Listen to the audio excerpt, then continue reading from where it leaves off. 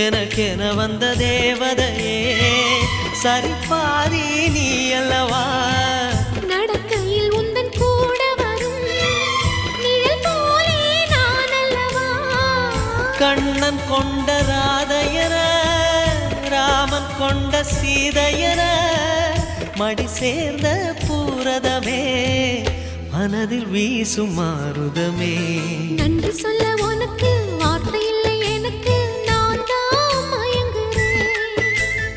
என்னுடைய மனச தந்துவிட்ட பிறகும் ஏம்மா